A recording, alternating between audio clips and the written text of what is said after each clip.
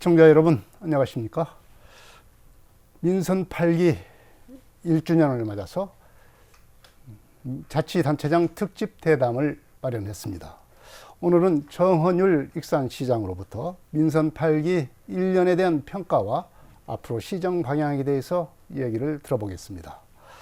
정 시장은 앞서 가진 기자회견에서 익산 대도약 시대를 만들겠다고 약속하고 이를 위한 여러 가지 정책 기반을 다지겠다고 밝혔습니다.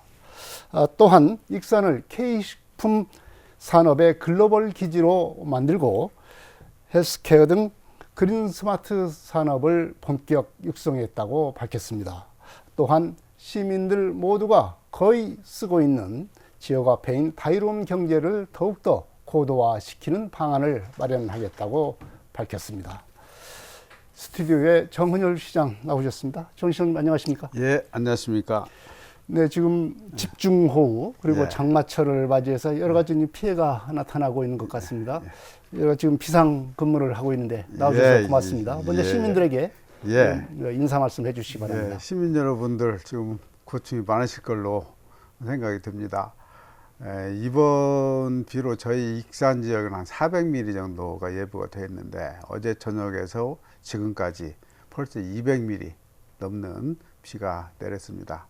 지역에 따라서는 벌써 피해가 많이 발생하고 있고 또 위험 요소가 많은 지역이 많기 때문에 지금 오늘 사실은 4시에 호우경보가 내려진과 동시에 우리 전 직원들 비상소집을 해서 대책위를 하고 직원들이 전 지역에 딱 지금 점검하러 나갔습니다. 저도 현장을 돌다가 지금 직접 여기로 왔기 때문에 복장이 지금 이렇습니다만은 지금 특히 위험한 지역이 그 만경강변, 특히 금강변은 조금 나은데 만경강변이 만경강 그 수위가 올라가면서 지천, 익산천, 탑천 이게 물이 빠지지 않아서 지금 범람 위기에 있습니다. 그 유역에 있는 춘표면에 20개 마을을 지금 사전 대피 저희들이 권고를 해서 대피소를 4군데 마련해 놨고요. 또 탑천 5산면 일대 탑천 주변 주민들도 지금 대피를 준비를 하고 있는 상황입니다. 특히 급경사지 또 산사태 위험지구 주변에 사시는 분들은 사전에 대피를 할 수 있는 준비를 하시길 바랍니다. 위험 징후가 나타나면은 나무가 좀 흔들린다거나 그 땅이 좀 흔들린다거나 그런 사전 징후가 있다고 그럽니다. 그러면 우리 또 읍면사무소에서 안내를 해드리겠지만은 꼭 사전 대피를 잘 하셔서 최소한 인명 피해는 막아두겠다. 이미 농경지 침수 피해는 지금 많이 겪고 있는 지역이 많습니다. 우리 농민 여러분들 심심한 위로 말씀을 전하면서 이 위기를 저희 시 공무원 또 경찰 소방 또 군부대와 함께 슬기롭게 잘 극복해 나가리라 믿습니다. 네, 오늘 지금 녹화 일자가 금요일이니까 이번 주말 토요일 일요일까지 각별히 더 이 집중호우에 대한 대비와 준비가 필요하지 않겠나 이렇게 생각이 듭니다. 네, 이제 민선 8기 1년에 대한 얘기를 좀 해보겠습니다. 먼저 총괄적으로 민선 8기 1년 어떻게 보내셨는지 좀 평가와 함께 소회를 부탁드리겠습니다. 뒤돌아보니까 그 순식간에 1년이 다가온 것 같아요. 네. 사실은 이번 임기는 저한테 마지막 임기지 않습니까?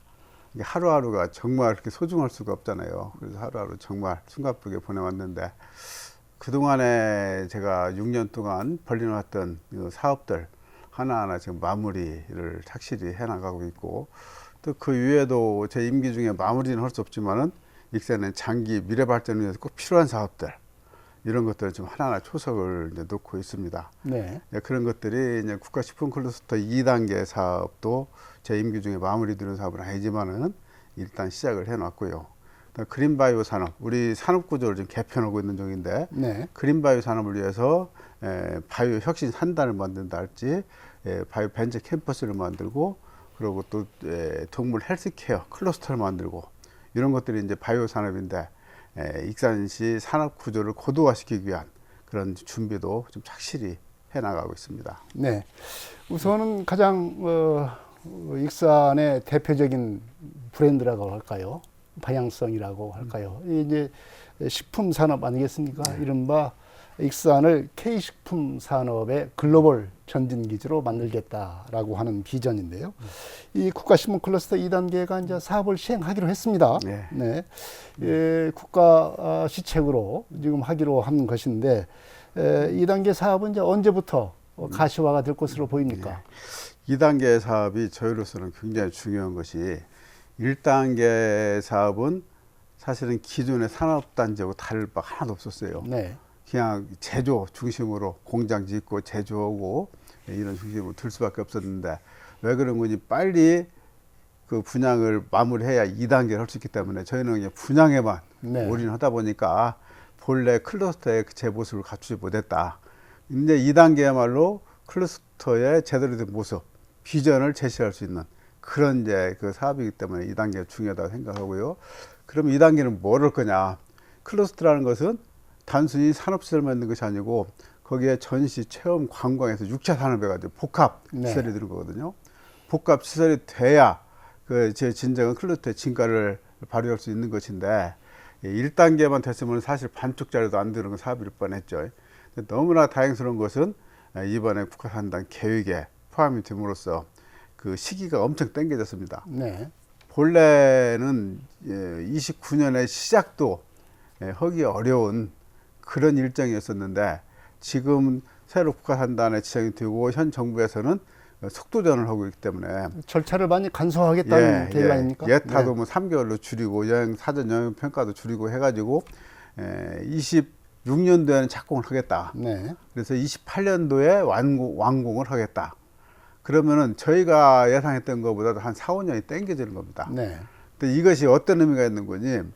제가 얼마 전에 미국 출장을 갔다 왔어요. 미국 식품산업, 식품시장을 저희들이 사전에 진단하고 개척을 하기 위해서 가보니까 이제 한류가 굉장히 지금 네. 뜨고 있는데 한류의 핵심이 K 식품이었어요. 네. K 식품. 우리가 흔히 뭐 K 예능 이런 것을 크게 한류라고 생각을 하지만은 식품에도 한류가 그래서 있다. 미국 사람들이 한국인의 입맛을 네. 알기 위해서 한국인의 입맛을 쫓아서 이렇게 전에는 아시아마트나 한국마트로 주로 갔는데 지금은 그 주류사회의 그 전통 매장에 우리 한국 식품이 이제 진열되기 시작을 했어요. 네. 근데 더 의미가 있는 것은 지금 옛날에는 그 미국 사회에 우리 음식이 수출이 되더라도 현지인의 입맛에 맞게 현지화된 네. 쉽게 말해 좀 간도 좀 짜게 그 싱겁게 하고 뭐 자극적인 건 덜 넣고 이런 식으로 해가지고 했지 않습니까? 그 사람들 입맛에 맞는 맞게. 식품이었죠. 근데 지금은 그거하고 우리 한국인의 입맛 그대로 오리지널하고 두 가지를 동시에 전시해 놓은데 현장을 가봤는데 오히려 우리 한국인의 입맛에 맞는 그대로 된 음식이 더 많이 팔리다. 다시 말하면 정통 한식이 더 많이 팔리더라. 이게 이제 그 예를 들면 김치 같은 거, 네. 우리 지금 전통 김치는 젓갈에 들어 있잖아요. 네. 옛날에 젓갈 들은 그 김치를 미국 사람이 먹었습니까? 안 먹었잖아요. 근데 그 사람들이 한국인의 입맛을 알기 위해서 그런 그 김치를 찾기 시작을 했더라. 네. 그래서 저는 이제 한국의 음식 K푸드가 이제 정말 물 만났다. 지금 이 때를 놓치면 안 되겠다 싶은데 이때 맞춰서 2단계가 딱 되니까 얼마나 저희는 정말 다행스러운 건지. 네. 우리가 그런 얘기 많이 하죠. 제대로 맞췄다. 예, 이게 물 들어올 때 노져라고 했잖아요. 지금 네. 이 시기 놓쳐버리면 나중에 아무리 우리가 놓쳐봤자 배가 나갈 수가 없잖아요. 그래서 우리 그 한류 구군이 대한민국으로 오지만은 그 대한민국 구군이 익산을 오고 있다. 저는 그걸 느끼고 왔습니다, 이번에. 네. 그러면은 이 국가식품 클러스터 2단계 그야말로 글로벌화할 수 있는 흐름을 엿볼 수가 있는 그런 기회였는데 그럼 2단계 사업이 이런 사업 방향과 맞는 겁니까? 그런 어떤 사업들이 포함이 되어 있는 건지 설명을 해 주십시오. 2단계는 종전하고 조금 다른 것은 이제 푸드 테크라고 네. 지금 그 식품도 첨단 산업이 가미가 되고 있어요. 푸드테크가 새로 뜨고 있는 분야인데 예를 들면은 지금 이제 그 대체육이라 해가지고 고기를 대신할 수 있는 그 식물, 콩, 그다음에 배양육, 그래갖고 아예 시험관에서 고기를 배양을 합니다. 그 줄기세포를 채출해서 네. 그거 외에 또 요새 식당에 가면은 그 서빙 로봇 있지 않습니까? 네. 그런 그 기계 산업, 장치 산업, 제조 산업 이런 것들이 다 그 푸드 테크인데 이 푸드 테크를 입힌 그런 푸드 폴리스가 된다. 네. 그렇기 때문에 첨단 푸드 폴리스가 되는 것이고 또 그것도 전에 1단계 때는 주로 내수용을 했었는데 이제는 해류가는 이제 수출용입니다. 네. 그래서 수출 전진 기지를 만든다는 거 좀 전에 말씀하셨잖아요, 우리 사회자께서. 네. 그 전진 기지를 만드는 것이고 또 하나 희망적인 것은 그 전에 제가 한 10년 전에 식품 클러스터를 그 홍보 유치하기 위해서 미국을 몇 번 나갔던 적이 있었어요. 그때는 식품 클러스터 설명하기가 굉장히 어려웠어요. 길어졌어요. 그런데 네. 이해를 못해. 근데 이번에 가보니까 거의 다 알아요. 거의 식품 클러스터의 존재를 다 알고 한국에 진출하고 있는 거점을 식품 클러스터에 두고 싶다 하는 기업도 제가 몇 군데 봤어요. 일산 식품 클러스터에 네. 두고 싶다. 여기다 네. 두고 여기에서 이제 한국 진출하고 하는 교두부를 마련하겠다. 네. 그런 것들이 마저 들어가면은 우리 당초에 구상했던 것 이상으로 식품 클러스터가 큰 역할을 할 수 있을 것이다 이런 생각을 합니다. 네. 이제 국가 식품 클러스터 2단계 사업이야말로 이제 정말로 이제 한국 식품, K 식품을 글로벌화 할 수 있는 예. 그런 기회를 받게 된 푸드테크, 예. 그리고 수출 전진 기지, 예. 그리고 거기다가 인지도까지 지금 높아지고 있는 단계니까 예. 그렇게 만들어질 것이다. 그렇습니다. 이런 말씀을 해주셨는데 여기다가 이제 또 식품 클러스터 2단계에다가 이 농식품 상생 그 익산형 일자리 사업이 시작되지 않습니까? 네. 이 사업도 상당히 관심이 가는 사업입니다. 지금 어떻게 시작이 되고 또 이것이 이제 어느 정도 있어야 좀 가시화가 되는 것인지 굉장히 그 설명해 주십시오. 중요한 사업입니다. 그게 왜 중요한 거니? 식품 클러스터가 익산에 있음으로써 익산 시민들한테 무슨 득이 됩니까? 네. 득이 돼야 될 거 아닙니까? 지역의 농산물을 우선적으로 거기서 선물해주고 그게 지역 시민들한테 일자리를 마련해 주는 거 결국 우리는 그걸 위해서 유치한 거 아닙니까?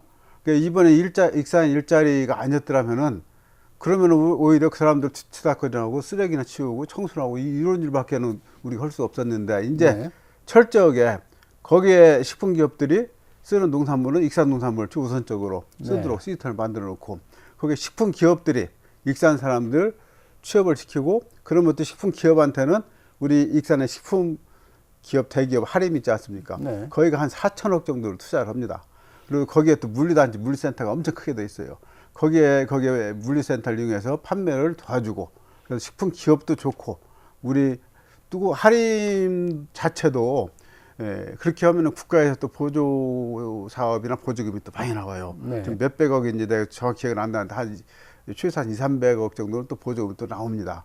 그 이후에 또 부대 사업까지 하면 한 5, 600억 정도 들 것 같은데 그렇게 해서 할인도 좋고 식품 기업도 좋고 우리 농민도 좋고 우리 시민도 좋고 정말 모든 사람이 좋은 건 상생 일자리 모델이 만들어진 거거든요. 네. 이걸 통해서 이제 식품 클러스터의 효과를 익산 시민들한테 돌려주는 거죠. 이게.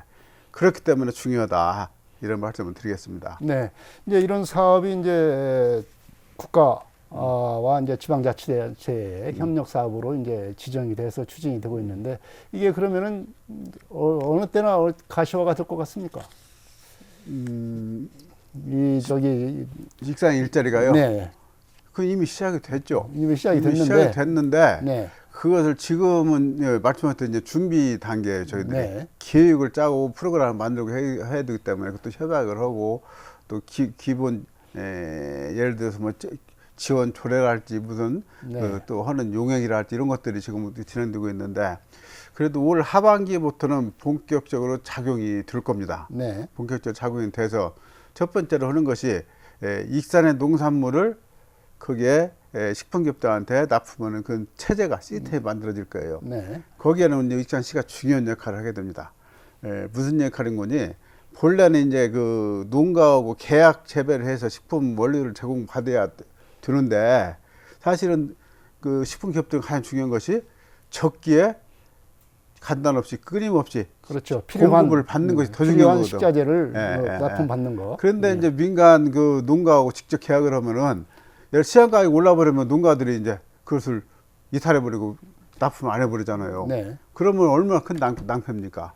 그래서 중간에서 시가 나서서 시하고 농가하고 계약 재배를 하고 또 시하고 식품기업하고 물품 공급 계약을 하고 그래갖고 시가 중간에서 모든 리스크를 다 우리가 안겠다 이거예요. 네. 그런 농산물 가격이 그 올라가거나 내려가면 거기에 대한 리스크는 시가 책임지겠다. 그렇게 해야 이것이 작동이 되는 것이지 그렇지 않고 식품기업하고 농가하고 직접 붙여놓으면은 이게 될 수가 없어요. 이게 네. 성격상 그렇습니다. 그래서 이거 시에서도 그 시스템을 좀 구축을 하고 있습니다. 네, 그런 시스템을 지금 구축하고 있고 그것이 시작이 되면은 내년부터는 그것이 가동이 될 수가 있지 않겠나 이렇게 올 생각이 하반기에 됩니다. 일부 시범 사업을 합니다. 하반기에 시범 사업을 하고 생강하고 양파 두 품목 정해서 네. 거기에 대해서는 시범적으로 하는데 그것도 지금 어떻게 하는 건 우리가 이제 전처리를 해서 납품하는 게 중요해요. 네. 전처리라는 것은 바로 그 식품 공장에 기계에 집어넣을 수 있을 정도로 다 다듬어 줘야 되는 것이거든요. 그 일이 굉장히 손이 많이 가는 건데 그것도 사실은 우리가 이제 전처리 공장을 푸드 재단에 만들어서 운영을 하지만은 그 이외에도 우리 또 장애인들 자활센터가 있어요. 네. 장애인들이 그런 것도 단순 업무를 참 잘하시거든요. 그분들한테 또 이렇게 맡겨서 그 전처리를 하고 또 중요한 것은 예를 들어 생강 같은 거 까는 거 말입니다. 까보셨어요? 까봤죠, 어렸을 때. 그 딥지가 생강 까는 것이 얼마나 네. 어렵습니까? 그거? 상당히 네. 근데 섬세한 손길이 요구가 네. 되죠. 근데 왕궁 지역에 거기 할머니들은 평생을 걸었기 때문에 그 사람들 전문가들이란 말이에요.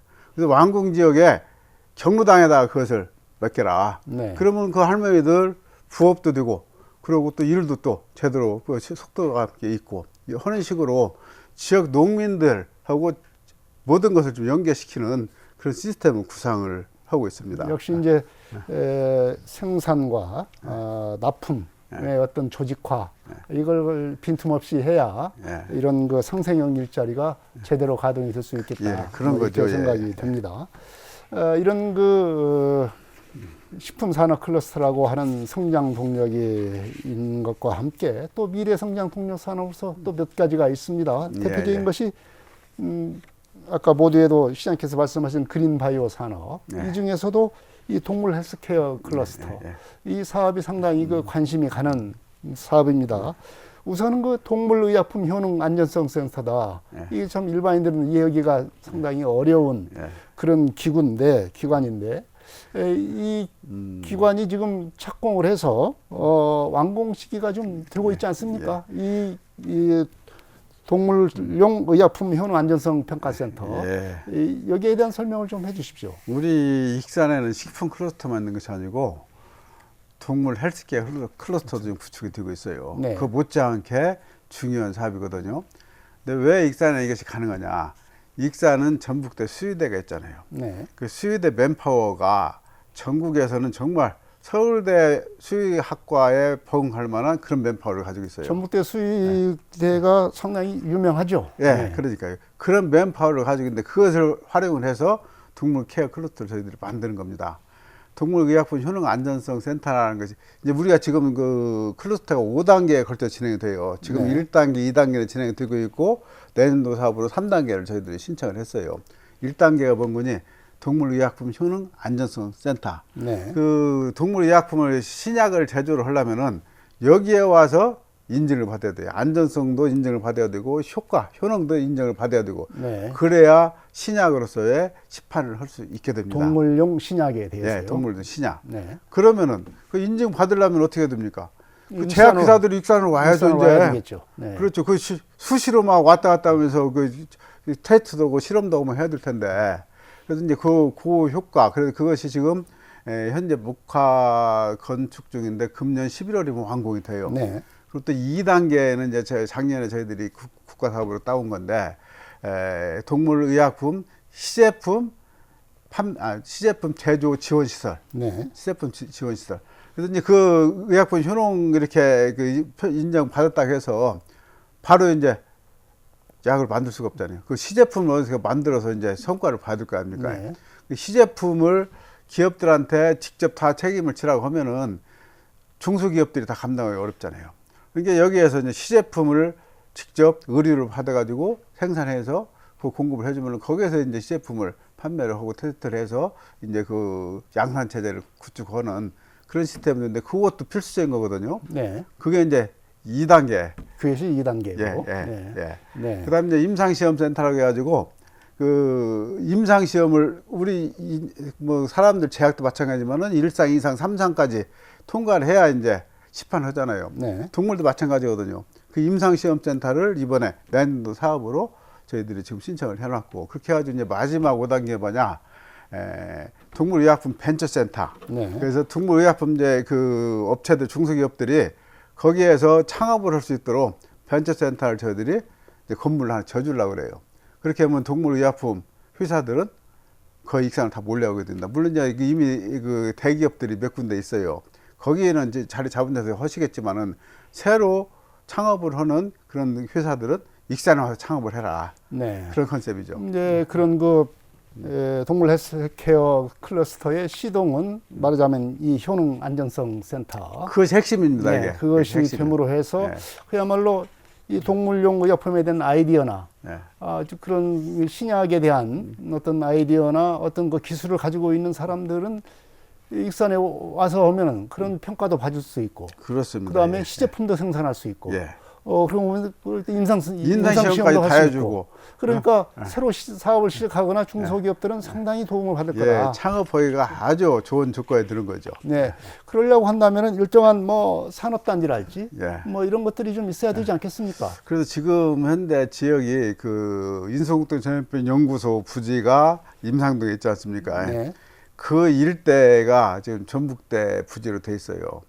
그래서 그 일대에다가 네. 지금 집어넣고, 또 하나는 그것은 전북대 수학과 특히 그 동물병원하고 네. 또 가까이 가야 되는 또 그 단계가 있어요. 지금 사실 임상 시험센터 같은 것도 지금 전북대에서는 수의대 네. 그 관내로 지금 갔으면 해서, 그것은 하여튼 뭐 어쨌든 동물병원하고 옆에 있어야 네. 실험동물센터도 또 새로 만들어지거든요, 거기에. 네. 그런 것이 다 해서 하나의 클러스터가 되기 때문에 하여튼 거기하고 그 인소공동 전염병 연구소에 있는 그 자리하고 두 군데 지금 이렇게 분산되는 겁니다.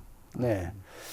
그래서 이제 이런 관련 산업단지까지 추진가 되면은 그야말로 그냥 클러스터가 네. 만들어지지 않겠나 네. 이렇게 생각이 듭니다.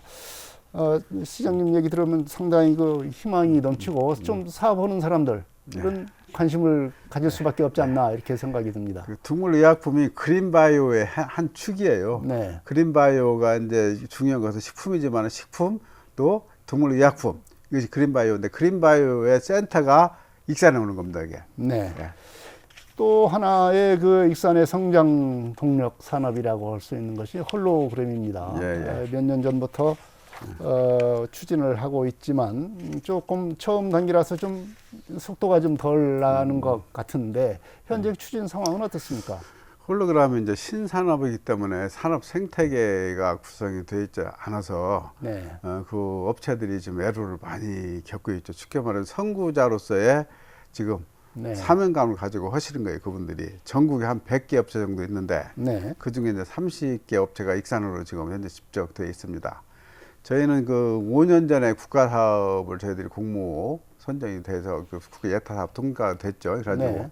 익산에 홀로그램 서비스 센터를 만들고, 또 소부장 제품 개발 지원 센터, 네. 또 홀로그램 체험관, 이런 것들을 이제 홀로그램 관련된 모든 시설들을 익산에다가 저희들이 이제 구비를 해 놨어요. 근데 그 1단계 사업이 이제 금년이면 끝납니다. 그럼 5년 동안 기반 구축을 했는데 여기서 멈추면 안 되잖아요. 네. 사실은 그 홀로그램 기업들도 정말 어렵고 험난한 길을 지금까지 걸어온 거예요, 지금. 뭐 일산까지 가야 되느냐, 네. 뭐 이런 얘기를 할 수가 있을 것 같아요. 예, 예. 네. 그래서 그것을 연속해서 그동안에 저희들이 기술 개발한 것을 사업화하는, 네. 그게 2단계거든요. 그 2단계 사업을 저희들이 지금 그 과기정통부에 얼마 전에 사업 적격성 판정을 받았어요. 그 와서 직접 익산에 이 사업을 계속해서 들었는지 그것들을 전문가들 와가지고 판단을 해서 익산에 2단계 사업을 해도 되겠다는 판정을 받아서 네. 지금 그 예산을 400억 예산을 지금 올려놨습니다. 올려놨는데 이제 내년도에 이 사업이 끊어져 버리는 사업이 중단되기 때문에 내년도 이 사업은 꼭 살려야 되는데, 지금 기재부가 지금 자꾸 예산 긴축 기조를 가기 때문에 저도 또 바짝 긴장을 하고 있습니다. 네. 이 예산 확보를 위한 노력이 또 하반기에는 또 집중돼야 되지 않겠나 이렇게 생각이 듭니다. 익산하면은 또 문화관광도시로서 발돋움하려고 하는 그런 노력이 계속 되고 있습니다. 특히 이제 백제 왕도로서의 브랜드를 가지고 지금 추진을 하고 있는데 이제 세계 문화유산으로 지정이 돼 가지고 이제 공주나 부여와 함께 이제 세계 유산 탐방 거점 센터 이게 지금 거의 완공 단계에 좀 있지 않습니까? 예. 네, 이 언제 완공이 되고 언제 개관이 되고 또 이 세계유산 탐방 거점 센터가 이제 어떤 역할을 하게 되는지 관광객들에게 어떤 도움을 받을 수 있는 건지 좀 설명을 해주십시오. 탐방거점 센터가 왜 필요한 거니? 익산은 이제 세계유산 2개를 비롯한 백제왕도 핵심 유적이 8개가 있어요. 네. 근데 그 8개가 다 분산되어 있어요. 한 군데 집적되어 있는 것이 아니고, 그렇기 때문에 탐방거점센터를 통해서 네. 통합 안내를 하고, 거기서 또 그 장소를 또 안내를 하는 네. 그런 역할들을 관광 안내소 역할까지 겸해서 하는 거거든요. 그래서 익산에서 탐방거점센터가 굉장히 중요하다는 말씀을 드리고, 거기에 뭐 잠시 후에 또 질문할지 모르겠는데 서동 생가터, 네. 그리고 또 금마저 체험센터, 네. 이런 것들은 굉장히 이제 의미가 큽니다. 그 왜 의미가 큰 거니? 그 동안에 우리 서동 생가터를 부여에서도 네. 무왕이 부여에서 태어났다 가지고 거기도 국남지를 중심으로 생가터를 자꾸 주장을 하고 있어요. 네.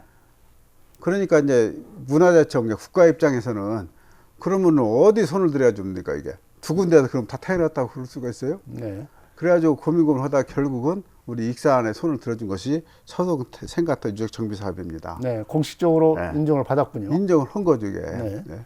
이것도 그렇지. 그러고 또 우리 금마저 그 문화체험센터는 이제 백제권에서 유일하게 왕궁터가 발굴된 것이 익산이잖아요. 네. 그 백제 왕궁을 재현을 해서 백제 왕실 문화를 체험할 수 있게 만드는 거예요. 네. 근데 종전에는 그것도 이제 부여에 지금 그 부여 그 뭐 백제 문화 재현 단지가 있어요. 네. 근데 그 사람들이 별로 안 가지 않습니까? 그 돈을 어마어마하게 들였는데. 익산에다가 이제 재현단지, 왕실 체험 재현단지를 만드는 거거든요. 네. 그런 것들은 게 나는 백제의 무게중심이 이제 익산으로 오고 있다. 그걸 저희들은 뚜렷하게 느낍니다, 그것을. 그래서 이제 앞으로는 백제 문화의 정수를 보려면은 이제 익산으로 와야 된다. 그 등식이 곧 성립이 되리라 봅니다. 네. 그것과 함께 이제 쌍릉 이것도 이제 궁원으로 이제 예. 변경이 되지 않습니까? 예. 네. 그것도 그 궁원으로 해가지고 정원으로 네. 이걸 이제 왕릉원이라고 저희 이름 붙이려고 하는데 아직은 공식적으로 이름 바꾸진 않았습니다만은 백제 왕릉원. 네. 그래서 거기다가 공원을 저희들이 조성을 해. 지금도 뭐 조성해 놓는다 했지만은 좀 조잡하게 돼 있어서 그것을 좀 저희들이 예산을 투자를 해서 그 왕릉원에 왕릉공원에 시민들이 놀러 가서 좀 즐길 수 네. 있게. 그동안은 우리가 뭐 쌍릉이다, 네. 뭐다 해서 참 이 쌍릉이 뭐냐라고 했는데 이제는 그것이 이제 왕릉원이다. 이렇게 좀. 근데 거기 발굴 결과 문화재청에서 이게 무왕의 왕릉이라고 네.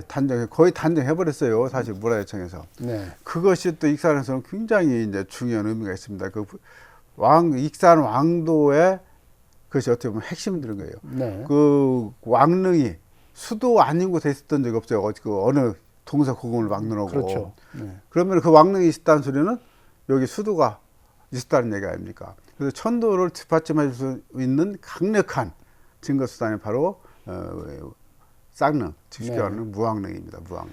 네. 말하자면 왕궁이 이 그대로 이제 발견이 됐고 이 말하자면 이 쌍릉이 바로 이제 왕릉으로서 이제 인정을 받았기 때문에 그야말로 백제 중심 문화가 익산이 될 수 있는 그런 계기가 될 수가 있겠다 이런 생각이 듭니다. 익산 천도설을 부인하는 학자들은 이제 발붙일 곳이 없어요. 그 정도로 거의 다수설로 지금 그것이 네. 굳어지고 있습니다. 네.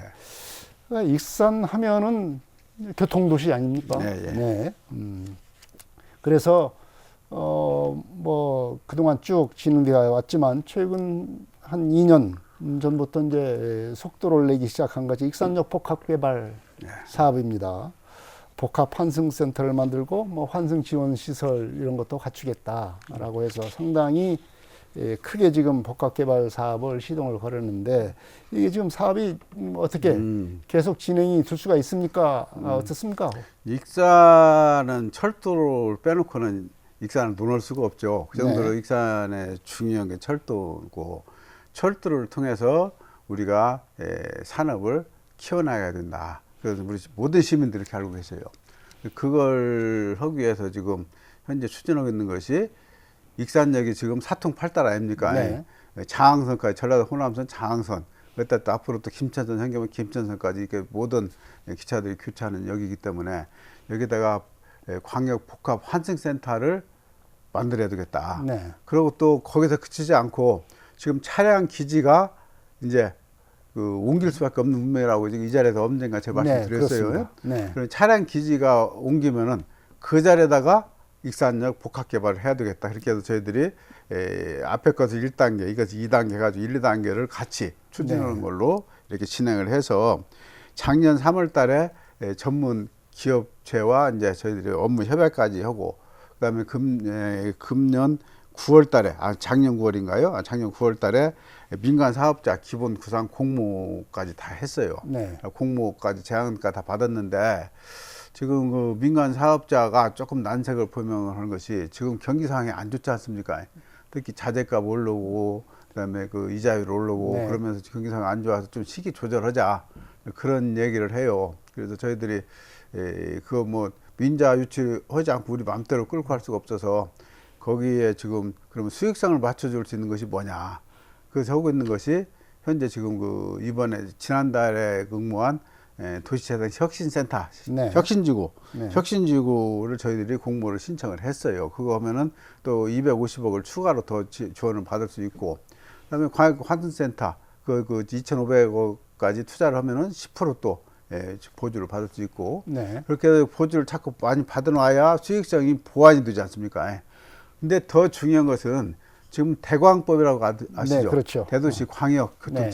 정비법. 네. 그것이 대광법이 통과가 되면은 이런 역세권 사업은 50% 이상이 국비 지원이 와요. 네. 우리는 지금 국비 지원 없이 그냥 맨 땅에 헤딩하려고 하다 보니까 지금 이렇게 그 몸부림을 치고 이제 어려웠던 것인데 그래서 이게 그 대광법이 안 되더라도 할 수 있는 여건을 만들어가고 있습니다만은 대광법만 되면은 정말 탄력을 받을 것이다. 이 대광법도 말하자면 좀 현재 그 정부 여당 쪽에서 지금 잘 발목을 좀 잡고 있는 것 아닙니까? 네, 그래도 지금 이제 전라북도에서는 거기에 역점 사업으로 지금 추진하고 있고 지역 정치권들 정말 노력 많이 하고 계시거든요. 네. 그것이 되면은 사실은 이제 뭐 전주를 중심으로 해서 광역 교통권이 형성이 되지만은 전주도 혜택을 많이 보지만 익산도 그 못지않게 엄청난 혜택을 보게 돼 있어요. 근데 그 법은 저는 익산법이라고 이렇게 얘기를 하고 다니거든요. 네. 그 법이 되면은 탄력을 받을 것이다. 그렇지만은 그것만 기다리고 있을 수 없기 때문에 우리가 할 수 있는 수익성 보완, 보충할 수 있는 그런 조치들을 계속 해나가고 있습니다. 네. 그런 여러 가지 여건들이 좀 잘 마련이 돼서 이것이 이제 복합 환승센터 같은 그런 그 익산역 개발 사업이 좀 눈에 보이게 좀 추진이 됐으면 하는 것이 시민들의 바람이라고 그렇게 생각이 듭니다. 또 하나 지금 그 철도와 관련해서 추진하고 있는 것이 식품 산업 클러스터 산업선입니다. 네. 이것이 작년에도 지금 그 국가 철도 계획에 반영을 하려다가 지금 못하고 그렇지 않았습니까? 올해는 어떻습니까? 너무나 아쉬운 거죠. 그 당시에도 우리가 BC는 일이 넘었기 때문에 충분히 선정될 수 있는 여건이 있었는데 네. 하여튼 뭐 제가 여기서 일일이 설명할 수 없는 사유로 인해서 후보 사업으로 빠졌어요. 추가 검수 사업이라고 그러죠. 후보 사업으로 빠져서 저희들이 상당히 참 실망하고 있었는데 다행히 이제 금년도에는 그 선상에 국가 3단 2개가 새로 지정됐잖아요. 네. 국가 식품 프로젝트 2단계, 네. 또 완주의 수소 3단. 네. 그렇기 때문에 지난번에 그거 없을 때도 이게 수요가 충분했었는데 이제 그것까지 생기니까 정부에서 내가 볼 때는 전체 지역에서 1순위가 될 것 같아요. 네. 그것이 다행히 본래 2026년에 제5차 그 국가 철도관 계획이 하도록 되어 있었는데 1년 땡겨져서 지금 내년부터 시작이 되거든요. 네. 그럼 내년에 저희들이 하게 되면은 그 5차 국가철도망 계획에 반영하게 되면은 그 어떤 의미가 있냐. 사실은 이제 세계를 향해서 간다고 했잖아요. 그렇죠. 슈퍼 클러스터가. 클러스터가. 네. 그러면 수출을 하려면은 일단 군산, 새만금, 신안까지 최고로 단거리 네. 경제적으로 갈 수 있는 방법이 바로 이거 철도 이게 거기로 연결되는 거니까요. 그거고 다음에 나중에 이제 그 유라시아 철도길이 열리면은 여기서 차랑 기차도 싣고 그냥 그것이 유럽까지 가는 거예요. 네. 그럼 유럽으로 그 기차를 가면은 배로 가는 것보다도 비용이 절반도 안 들어요. 50% 이상 비용이 절감되는 경쟁력이 이렇게 있는 것이거든요. 그렇게 되면은 식품 클러스터의 경쟁력이 엄청 높아진다. 또 세계 수출 글로벌화 하는데도 아주 중요한 역할을 하는 게 식품 클러스터 산업선이기 때문에 내년에 이거 할 때는 꼭 반영이 돼야 된다 생각을 하고 반영이 될 걸로 저희들은 확신을 네. 하겠습니다. 여건은 좋아지고 있습니다. 네. 그러니까 이제 빠질래 빠질 수 없는 여건이 돼버린 것 같아요. 네. 네. 또 익산시가 민선 시대에 들어와 가지고 지난 뭐 7기 민선 7기에서도 이 본격적으로 시작을 한 것이 바로 이제 청년 정책입니다. 이 청년이 사는 익산을 만들어야 익산이 이 제대로 도시로서의 면모를 갖추지 않겠는가 하는 차원에서 지금 하고 있는데요. 특히 이제 청년 정책의 뭐라 그럴까요? 어떤 대표 요새 말로 시그니처 사업이다라고 할 수 있는 게 청년시청인 것 같습니다. 청년시청 개청 이후에 뭐 여러 가지 효과가 있을 것 같은데 우선 뭐 그동안 뭐 시작하고 그랬으니까 우선 어떤 효과가 나타나고 있는지 먼저 설명해 주십시오. 저희 익산시에서 청년 기원지를 절실히 깨닫게 된 것이 인구 감소하는 국민에 있어서 인구가 빠져나가는 인구의 한 7, 80%가 보니까 청년이었어요. 네. 근데 청년이 빠져나가면 어떤 효과가 생기냐? 2차 피해라는 게 생겨요. 출산율이 떨어져 버립니다. 나이 드신 분들이 빠져나가면 그분 한 분으로 끝나는데 청년이 빠져나가면 2명, 3명이 빠져나가는 효과가 돼서 그래서 우리 익산시가 계속 지금 인구 빠져나가는 속도가 줄지 않고 있지 않습니까? 네. 그래서 저희는 인구 정책을 청년에 올인을 하자. 그래서 이제 시작한 것이 지금 이제 청년 시청이라는 것이 좀 생소하시기도 하실 텐데 네.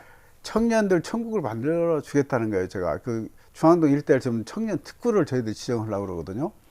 아마 전라북도에서는 1호가 될 것이고 대한민국 1호가 될지도 모르겠어요. 청년 특구를 지정해서 청년 해방구를 만들어주죠. 청년들이 필요한 것은 중앙동 오면 다 해결해 줄 수 있게끔, 특히 기차를 타고 전국에 있는 청년들이 중앙동으로 다 와서 놀 수 있게끔 그런 것을 만들자 하는 것이 첫 번째 청년 특구를 지금 준비하고 있고, 또 그 센터 역할하는 것이 청년 시청입니다. 네. 그리고 또 저희가 청년 수당을 주고 있잖아요.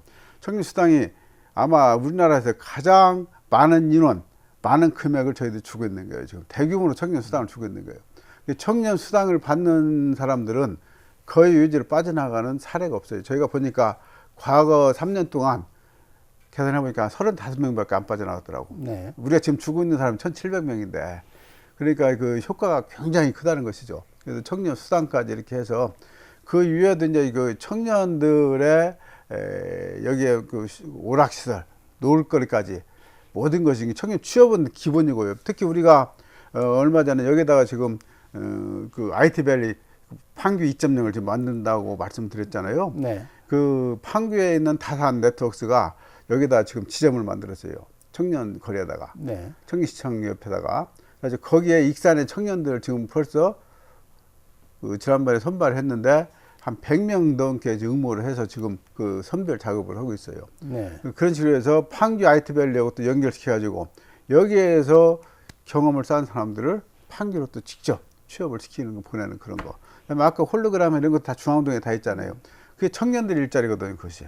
청년들한테 맞는 그런 업종을 중앙동에 많이 입주를 시킴으로써 청년들이 와서 일자리도 찾고 또 창업도 하고 그리고 또 자기들 또 문화도 즐기고 그런 모든 것들을 여기서 해결할 수 있는 그 시스템을 중앙동 일대 구도심에다 만들고 있다. 그런 말씀을 드리겠습니다. 네, 바로 이제 중앙동 일대에 어떤 청년 특구를 만들어서 네. 청년들이 일하고 놀고 먹고 할 수 있는 그런 장소를 만들겠다라고 하는 거예요. 또 익산시가 이 지역 화폐 정책에서 나름대로 성과를 거두고 있습니다. 이른바 그 다이로움 경제다. 모든 것을 다이로움이라고 하는 이름을 붙여서 시행을 하고 있는데요. 이 보니까 상당히 그 다이로움 가입자가 많이 늘었더라고요. 현재 그 다이로움 가입자가 얼마나 됩니까? 다이롬이라는 것은 이제 너도 좋고 나도 좋고 모든 게 다 모든 사람이 좋다 해서 다이롬이라고 이제 우리 시민 공모를 해서 저희들이 진 이름이에요. 근데 이름값을 톡톡히 좀 하고 있습니다. 지금 익산 시민의 90%가 지금 다이롬 카드를 사용을 하고 있어요. 네. 지금 22만 명이 가입을 했는데 네. 14세 이상만 카드를 가질 수 있지 않습니까?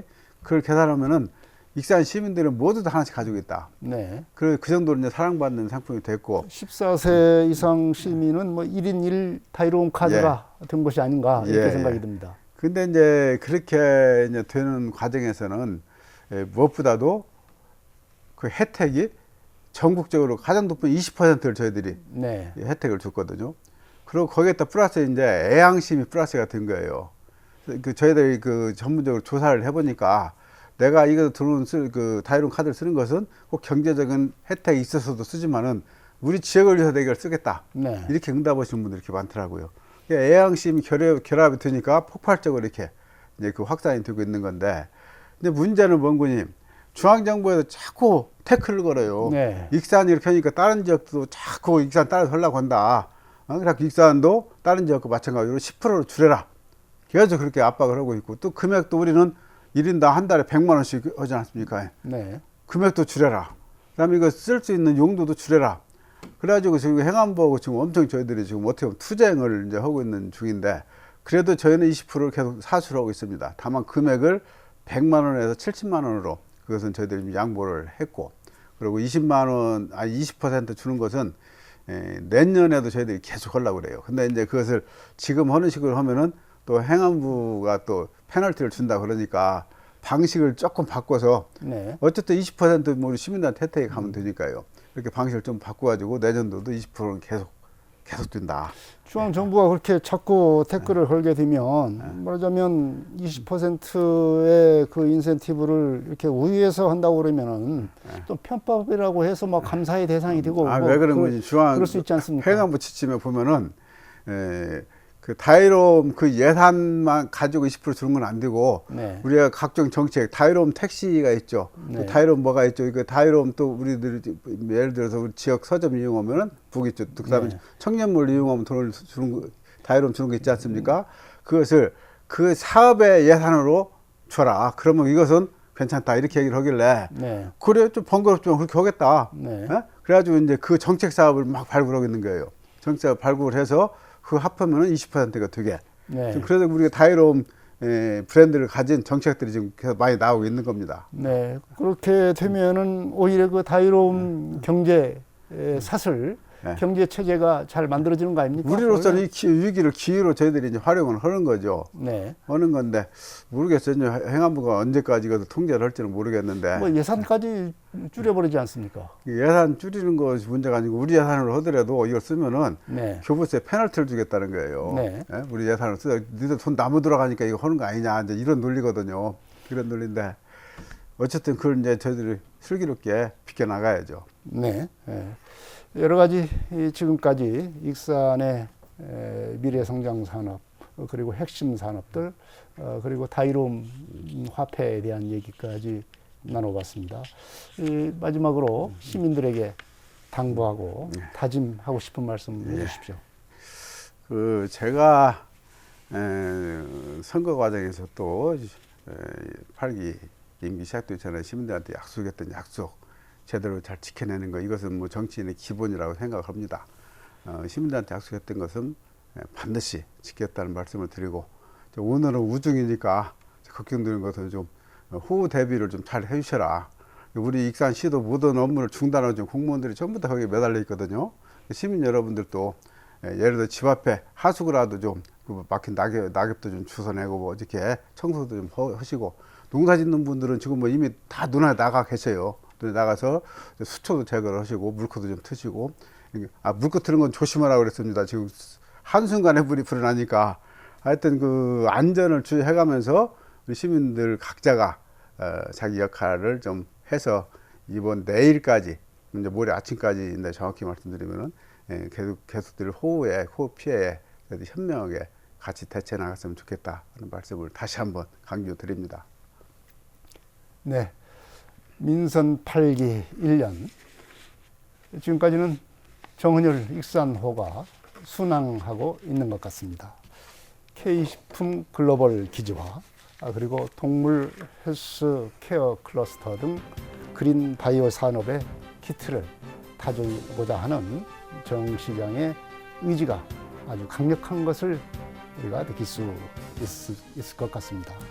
또한 백제 왕도를 기반으로 한 문화 산업 지역으로서 익산이 발돋움하는 그런 문화 관광의 꽃을 피우는 그런 노력도 엿보이고 있습니다. 정헌율 익산시장과 함께한 민선 8기 1주년 기념 특집 대담 여기서 마치겠습니다. 지금까지 정헌율 익산시장이었습니다. 시장님 오늘 고맙습니다. 예, 감사합니다. 시청자 여러분 안녕히 계십시오. 다음 이 시간에 또 뵙겠습니다.